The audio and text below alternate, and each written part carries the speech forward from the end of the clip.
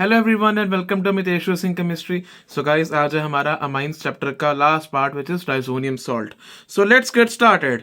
सबसे पहले बात करेंगे इसके इंट्रोडक्शन की। इसका जो जनरल फॉर्मूला है that is aryl N2 and X negative, यानी ये जो N2 और X नेगेटिव है ना, इसको आप बोलते हो डाईएजो ग्रुप। ये N2 वाला N2 पॉजिटिव वाला ग्रुप, इसे आप बोलते हो डाईएजो ग्रुप। और ये जो आपका ARI, ये आपका होगा अराइल ग्रुप। X आपका कुछ भी हो सकता है, जैसे हेलाइड भी हो सकते हैं, क्लोराइड, ब्रोमाइड, है ना, या फिर HSO4 नेगेटिव हो सकता है, NO3 नेगेटिव हो सकता है। तो मतलब आपके पास X यहाँ पे सिर्फ हैलोजन नहीं है, और भी आपके नेगेटिव ग्रुप हो सकते हैं, राइट। अच्छा, अब इसके अगर मैं नॉमेनक्लेचर की बात करूँ तो नॉमेनक्लेचर में ये जो इसका N2 पॉजिटिव वाला ये जो है ना, N ट्रिपल बॉन्ड, ठीक है, तो इस ग्रुप को आप बोलते हो डाईएजो ग्रुप। क्या बोलते हो? डाईएजो ग्रुप, ठीक है। जैसे C6H5N2Cl, इसको आप बोलोगे बेंजीन डाइजोनियम क्लोराइड, ठीक है। जैसे ये आपके है बेंजीन C6H5, ठीक है, और एक एक हाइड्रोजन इसका निकला हुआ है, और उसके ऊपर क्या लगा है? N2Cl, ठीक है। तो ये रही आपकी बेंजीन, ये रही आपकी डाइजोनियम, और Cl नेगेटिव यानी कि chloride, benzene diazonium chloride. Similarly C6H5N2HSO4 negative, ये क्या आपका? Benzene diazonium hydrogen sulphate, benzene diazonium hydrogen sulphate, ठीक है। अच्छा, इसको आप ज़्यादा देर के लिए नहीं रख सकते ये वाले कंपाउंड्स को, क्योंकि ये बड़े शॉर्ट टाइम के लिए स्टेबल होते हैं, और वो भी लो टेम्परेचर यानी 0 से 5 डिग्री सेल्सियस के बीच में ये स्टेबल रहते हैं। सो इस वजह से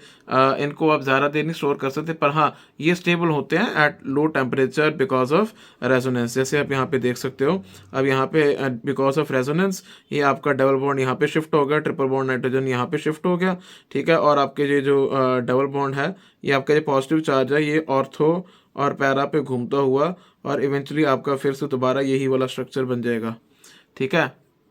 यानी आपके रेजोनेंस की वजह से आपका ये जो पॉजिटिव चार्ज है वो पूरा रिंग में डीलोकलाइज हो जाता है, इस वजह से ये थोड़े स्टेबल हैं, ठीक है।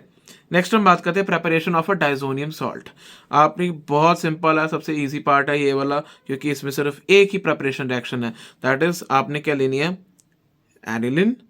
एनिलिन को आपने रिएक्ट कराना with sodium nitrate and HCl, 0 से 5 डिग्री सेल्सियस, आपके पास बन जाएगी ammonium benzene diazonium chloride, benzene diazonium chloride plus NaCl plus water, ठीक है।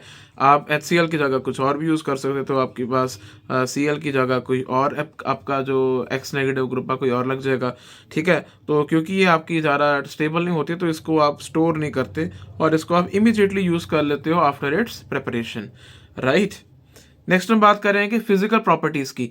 फिजिकल प्रॉपर्टीज में देखो भाई, बेंजीन डाइजोनियम क्लोराइड जो है ना आपका, that is a colourless crystalline solid. एक तो ये कलरलेस क्रिस्टलाइन सॉलिड होता है आपका, ठीक है, और ये पानी में बहुत जल्दी सॉल्युबल हो जाता है, ठीक है। ये आपका कलरलेस क्रिस्टलाइन सॉलिड होता है फिजिकल स्टेट की बात करें। सॉल्युबिलिटी की बात करें तो ये पानी में सॉल्युबल है। स्टेबिलिटी की बात करें, ये कोल्ड टेम्परेचर पे ये स्टेबल है। और रिएक्टिविटी की बात करें तो reacts with water when warmed, यानी कि आप इसको ठंडे में अगर आप इसकी रिएक्शन कराओ, ठंडे में इसकी रिएक्शन नहीं होगी, इसको थोड़ा वार्म करोगे तब इसकी रिएक्शन होती है, ठीक है। अगर ये ड्राई स्टेट में हो तो बड़ा जल्दी डिकम्पोज हो जाता है। और ये जो आपका benzene diazonium fluoroborate, benzene diazonium fluoroborate जो आपका है, ठीक है, वो आपका वाटर इनसॉल्युबल है and stable at room temperature.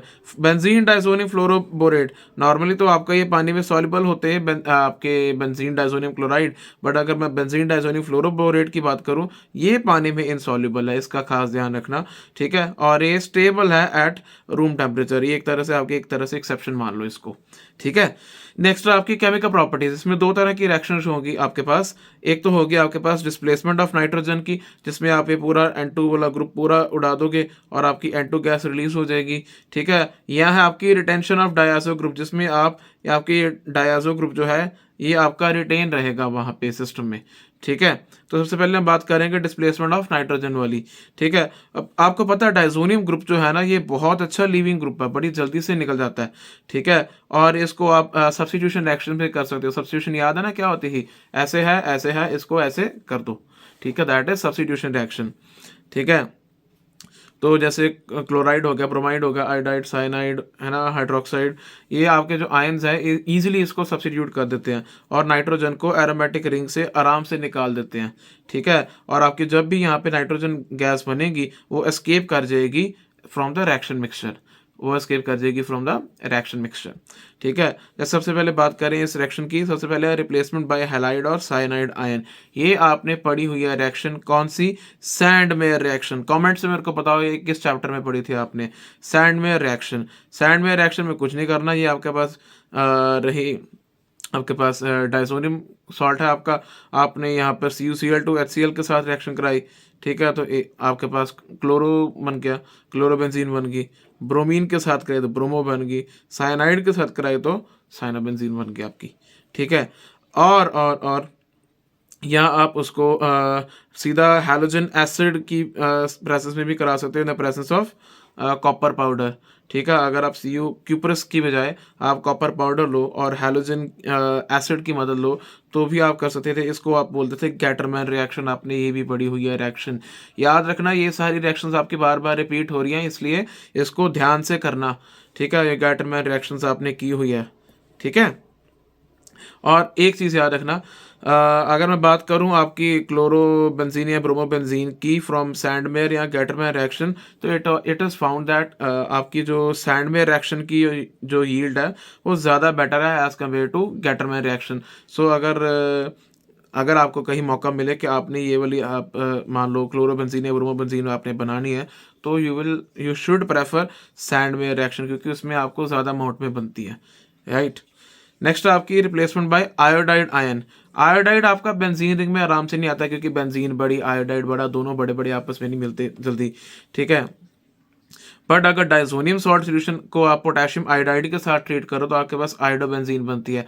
जैसे ये आपका बेंजोनियम, आपका डाइसोनियम सॉल्ट है आपका, ठीक है, डाइसोनियम क्लोराइड है आपका, इसको आपने पोटेशियम आयोडाइड के साथ ट्रीट किया तो आपके पास क्या बन गया? अराइल आयोडाइड, यानी कि आपके पास एक आयोडोबेंजीन बन गई। ठीक है, और KCl and N2 of course side product आपके। नेक्स्ट है रिप्लेसमेंट बाय फ्लोराइड आयन। ये भी आपको पता है कि जो आपके फ्लोराइड आयन होते हैं वो भी जल्दी से नहीं लगते, क्योंकि यू नो द रीज़न, उनकी बहुत ज़्यादा हाई रिएक्टिविटी होती है। तो उसमें आपने क्या करना है, आपने जो भी आपने डाइसोनियम क्लोराइड लिया, ठीक है, बेंजीन डाइसोनियम क्लोराइड, उसको आपने HBF4 यानी कि फ्लोरोबोरिक एसिड के साथ आपने रिएक्शन करा दो और आपके पास क्या बनेगा? एरीन डाइसोनियम फ्लोरोबोरेट, यानी बेंजीन डाइसोनियम फ्लोरोबोरेट, ये होता है आपका। ठीक है, ये आपका बेंजीन है, गंदी बन की दोबारा से बनाते हैं। ये देखो, ये रही आपकी बेंजीन। ठीक है, ये रहा N2 और BF4 नेगेटिव, ये होती है आपकी एरीन डाइसोनियम फ्लोरोबोरेट। ठीक है, यहाँ पे आपका डाइसोनियम है और ये आपका फ्लोरोबोरेट, ये इसको बोलते हैं फ्लोरोबोरेट ग्रुप। ठीक है, ये आपने जब बना दिया, इसको आपने हीट किया, N2 बाहर, BF3 बाहर और फ्लोरोबेंजीन आपका बन गया। ठीक है, नेक्स्ट है रिप्लेसमेंट बाय हाइड्रोजन। ठीक है, अगर आप माइल्ड रिड्यूसिंग एजेंट यूज़ करो, माइल्ड रिड्यूसिंग एजेंट जैसे हाइपोफॉस्फोरस एसिड, यानी कि फॉस्फेनिक एसिड भी बोलते हैं, ये आप नाम को देख के आपने कंफ्यूज नहीं होना, इसको आपने याद रखना। हाइपोफॉस्फोरस एसिड यानी फॉस्फेनिक एसिड यानी कि H3PO2। ठीक है, अगर इनके साथ रिएक्शन कराओ या इथेनॉल के साथ रिएक्शन कराओ, ठीक है, तो ये डाइसोनियम सॉल्ट को बना देंगे एरीन में, यानी कि डाइसोनियम सॉल्ट से आपके पास क्या बन जाएगी? बेंजीन। आपके पास क्या बन जाएगी? बेंजीन बन जाएगी, और खुद अपनी ऑक्सीडेशन करा लेंगे टू फॉर्म फॉस्फोरस एसिड या इथेनॉल। यानी कि अगर आप H3PO2 के साथ अगर आप रिएक्शन कराते हो तो आपके पास बेंजीन बनेगी, N2 बनेगी, HCl बनेगा और H3PO2 की ऑक्सीडेशन हो जाएगी। ठीक है, और इसमें ऑक्सीजन ऐड होकर अब ये क्या बन गया? Phosphorous acid. सिमिलरली अगर आप इथेनॉल के साथ इसकी रिएक्शन कराओगे, बेंजीन बन गया, N2 बन गया, HCl बन गया और इसकी अपनी खुद की ऑक्सीडेशन होगी और अल्कोहल से क्या बन गया? एल्डिहाइड। क्या बन गया? एल्डिहाइड। ठीक है, नेक्स्ट हम बात करेंगे रिप्लेसमेंट बाय हाइड्रोक्सिल ग्रुप। ठीक है, अगर तो आपका temperature of diazonium salt solution जो है उसको आप 283 केल्विन तक लेके जाओ, उसका टेम्परेचर आप बढ़ाओ, ठीक है, तो वो क्या होगा? वो हाइड्रोलाइज हो जाता है टू फिनॉल। जैसे आपने ये आपके पास डाइसोनियम क्लोराइड, आपका डाइसोनियम सॉल्ट है, उसको पानी के साथ रिएक्शन कराया, थोड़ा सा टेम्परेचर बढ़ाया, वो अपने आप ही क्या बन जाएगी, फिनॉल बन जाएगी, N2HCl आपका साइड प्रोडक्ट निकल जाएगा। ठीक है। Similarly replacement bye NO2 group, अगर आपके डाइसोनियम फ्लोरोबोरेट है उसको अगर आप हीट करो with aqueous sodium nitrite solution, aqueous sodium nitrite solution in the presence of copper, तो आपका डाइसोनियम ग्रुप जो है वो रिप्लेस हो जाता है बाय NO2 ग्रुप। ध्यान से क्या कह रहे हैं कि ये जो आपका है डाइसोनियम सॉल्ट है, उसको आपने रिएक्ट कराई with fluoroboric acid to form diazonium fluoroborate, benzene diazonium fluoroborate, अभी आपने ये देखा था ना ये वाला। ठीक है। अगर आप इसकी रिएक्शन कराओ विद, अगर आप इसकी रिएक्शन कराओ विद सोडियम नाइट्राइट सोल्यूशन, ठीक है, NaNO2, सोडियम नाइट्राइट सोल्यूशन के साथ अगर आप इसकी रिएक्शन कराओ, इसको हीट करो in the presence of copper, तो आपके पास क्या बन जाएगी, ये नाइट्रो डेरिवेटिव लग जाएगा, आपके पास नाइट्रो डेरिवेटिव मिल जाएगा आपको बेंजीन का। ठीक है। चलो जी, नेक्स्ट अब बात करेंगे रिएक्शन, ऐसी रिएक्शन की जिसमें आपकी डायज़ो ग्रुप जो है वो रिटेन रहता है, वो वहाँ पे रिटेन रहता है। अब इसकी खास बात है, इस तरह की रिएक्शन में ना आपके पास दो तरह की दो रिएक्शंस है, और दोनों में आपके पास क्या बनती हैं, डाइज बनती हैं, यानी डाई बनती है। ठीक है, कलर्ड वो होती है आपके पास डाइज। ठीक है, सिंपल है। आपने देखो इनमें क्या होगी, आपकी एक्सटेंडेड कॉन्जुगेट सिस्टम बनेगा जिसमें एरोमेटिक रिंग्स को ज्वाइन किया जाएगा एन एन बॉन्ड से, ये एन एन बॉन्ड से, और ये कंपाउंड आपके कलर्ड कंपाउंड होते हैं, इनको आप एज अ डाई की तरह यूज करते हो। ठीक है। जैसे फॉर एग्जांपल अगर बेंजीन डाइसोनियम क्लोराइड है, इसको आप अगर रिएक्शन कराओ विद फिनॉल, ठीक है, अगर आप इसको, ये फिनॉल है भाई, इसको देख के कंफ्यूज ना हो जाना, ये हाइड्रोजन बाहर निकाला हुआ उसका शो किया हुआ है। ठीक है, तो ये फिनॉल है, अगर आप फिनॉल के साथ रिएक्शन कराओ तो ये आपका ये जो HCl है, ठीक है, ये जो आपका HCl है, इसको मार्क भी कर देता हूँ मैं। ठीक है, ये जो आपका HCl है ये आपका बाहर निकल जाएगा। ठीक है, और आपका ये जो एन एन बॉन्ड जो है आपका, वो डायरेक्टली आपका जुड़ जाएगा। ठीक है। सिमिलरली यहाँ पे भी आपके पास क्या होगा, यहाँ पे क्या होगा, अगर आप इसको एनिलिन के साथ रिएक्शन करा देते हो, एनिलिन के साथ अगर आप रिएक्शन करा देते हो, ये आपका HCl गया बाहर, एन एन बॉन्ड आपका जुड़ गया। ठीक है, और एक चीज़ का ध्यान रखना, HCl ने फिर पानी में रिएक्शन आपने किया, अगर बेसिक मीडियम है आपके पास तो यहाँ पे बन जाएगा क्लोराइड आयन और H2O बन जाएगा। एसिडिक मीडियम है आपका तो इसमें क्या बन जाएगा आपके पास, क्लोराइड और H2O। ठीक है, एक मीडियम का आपने ध्यान रखना यहाँ पे। ठीक है, इस वजह से यहाँ पे भी HCl नहीं रिटेन रहता, यहाँ पे भी आपके पास HCl रिटेन नहीं रहता। ठीक है, दूसरी चीज़ आपने जो ध्यान रखनी है, अगर इसको याद करने का बड़ा सिंपल सा तरीका, दो बेंजीन बनाओ, उनमें N डबल बॉन्ड N लगाओ। ठीक है, अगर तो आपकी यहाँ पे OH है, इसको आप बोलोगे पैरा हाइड्रोक्सी एजोबेंजीन, क्या बोलोगे, पैरा हाइड्रोक्सी एजोबेंजीन। ये कौन सी कलर की डाई बनाएगा, ऑरेंज कलर की डाई बनाएगा। ठीक है, अगर आपके यहाँ पे NH2 है तो इसको आप बोलोगे पैरा अमाइनो एजोबेंजीन, क्या बोलोगे, पैरा अमाइनो एजोबेंजीन। ये आपके कौन सी कलर की डाई बनाएगा, येलो कलर की डाई बनाएगा। ठीक है, ये आपकी येलो कलर की डाई बनाएगा। अच्छा, अब हम बात करते हैं, ये आपने अभी पढ़ा, ये आप डाइसोनियम सॉल्ट्स के इतने रिएक्शंस देख रहे हो, क्यों देख रहे हो, किस लिए देख रहे हो, क्योंकि आपको ये पता है कि ये आपके बहुत अच्छे इंटरमीडिएट है for introducing introduction of fluoro chloro bromo iodo cyano hydroxo nitro groups into aromatic ring. ये सभी ग्रुप्स को आराम से ग्रुप में एरोमेटिक सिस्टम में इंट्रोड्यूस करना, it's not an easy job. So अगर कोई आपको करके दे रहा है तो भाई उसकी इंपॉर्टेंस तो होगी। ठीक है, और आप ये कहानी पढ़ सकते हो, आपको पता है अराइल फ्लोराइड नहीं बन सकते, आयोडाइड नहीं बन सकते, साइनो ग्रुप नहीं लग सकते न्यूक्लियोफिलिक सब्स्टिट्यूशन से। ठीक है, बट ये सब कुछ किसकी हेल्प से हो सकता है, डाइसोनियम सॉल्ट की हेल्प से हो सकता है, इसलिए हम इनको इसी के साथ ही पढ़ते हैं, अमाइंस के साथ ही। तो आपने बेसिकली डायज़ो ग्रुप को रिप्लेस करके आपके जितने भी सब्स्टिट्यूट एरोमेटिक कंपाउंड्स हैं जिनको आप डायरेक्ट सब्स्टिट्यूशन रिएक्शंस में नहीं बना सकते, उनको आप इस डाइसोनियम सॉल्ट के थ्रू आप बना सकते हो। ठीक है, जैसे आपके पास अब क्वेश्चन है, how will you convert 4 nitrotoluene to 2 bromobenzoic acid. ये रही आपके 4 नाइट्रोटोलिन, इसको आपने 2 ब्रोमोबेंजोइक एसिड में बनाना है। ठीक है, यानी कि आपको ये NO2 को आपने बाहर लेके जाना है। NO2 को बाहर कैसे लेके जाओगे, तो पहले सबसे पहले काम करते हैं, इसकी पहले ब्रोमिनेशन करा देते हैं। ब्रोमिनेशन करा दी, ठीक है, ब्रोमिनेशन होगी। ठीक है, देन आपने इसको 10HCl के साथ रिएक्ट कराया, आपने पढ़ा था कि अगर NO2 को 10HCl के साथ रिएक्शन कराओ तो आपके पास क्या बनती है, अमीन बनती है आपके पास। ठीक है, अमीन को आपने कन्वर्ट कर दिया इनटू डाइजोनियम सॉल्ट। ठीक है, डाइजोनियम सॉल्ट आपको पता है कि अगर आप H3PO2 के साथ रिएक्शन कराओ तो ये N2Cl आपका बाहर निकल जाता है और यहाँ पे क्या लग जाता है, हाइड्रोजन लग जाता है। ठीक है, और अब यहाँ तक आपकी कहानी जब बन गई, अब आपको यहाँ पे CH3 नहीं चाहिए, यहाँ पे आपको चाहिए COOH।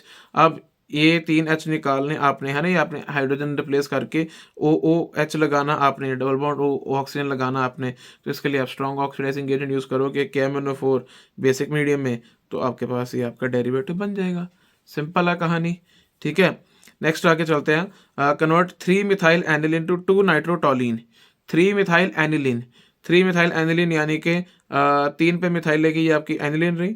ठीक है, और ये रहा आपका 1 2 3, 3 नंबर पे आपके पास लगी है मिथाइल, उसको आपने 3 नाइट्रोटोलीन, ठीक है, 3 नाइट्रोटोलीन में कन्वर्ट करना है। ठीक है, यानी कि आपका CH3 तो ग्रुप रहेगा, बट अब NH2 की बजाय आप कौन सा लगाना, आपने NO2 लगाना है। सेम कहानी भाई, NH2 है, इसको आप बना दो डाइजोनियम में, डाइजोनियम में बना के आप इसको फ्लोरो बोरेट आप बना दो। ठीक है, आप इसको BF4 नेगेटिव के साथ इसका ग्रुप बना दो और NaNO2 कॉपर के साथ आप रिएक्शन कराओ, ये आपका निकल जाएगा, NO2 लग जाएगा। अभी आपने सारी कहानी पढ़ी है, सेम कहानी यहाँ पे चलेगी। लास्ट क्वेश्चन आपने खुद ट्राई करना है, एनिलीन 135 ट्राइब्रोमोबेंजीन। इसमें सिंपल है, आपने पहले ब्रोमिनेशन करानी है, देन डाइजोनियम सॉल्ट के साथ रिएक्शन करानी है। आपको पता है एनिलीन की अगर ब्रोमिनेशन कराओ भी, आपने कल देखी थी, तो एकदम से ऑर्थो पैरा तीनों पे आपके पास 1 2 3 सब्सटीट्यूशन हो जाती है उसमें। ठीक है, आपके पास ऑर्थो पे दोनों और पैरा पे, ऑर्थो और पैरा तीनों पे आपके सब्सटीट्यूशन हो जाती है। ठीक है, तो ब्रोमिनेशन कराओ, डाइजोनियम सॉल्ट बनाओ अमाइन का, और उसको फिर आप नाइट्रोजन वाले ग्रुप को हटा दो बाय H3PO2 से, और आपके पास प्रोडक्ट बन जाएगा आपका। इसको ट्राई करो। ठीक है, एंड टिल देन इस चीज़ को याद रखना, ये मेरा ना कोट बड़ा फेवरेट है, good better best, never let it rest until your good is better and your better is your best. So अपनी तैयारी ज़ोर से करें, अच्छे से करें, एंड अपने NCERT क्वेश्चंस को करें, और उसको अच्छे से NCERT क्वेश्चंस हो गए, PYQs हो गए, जितना अपना बेस्ट दे सकते हो करिए। ठीक है, सो इसी के साथ हमारा ये वाला चैप्टर भी कंप्लीट होता है, और नेक्स्ट हम कल से करेंगे बायोमोलिक्यूल्स।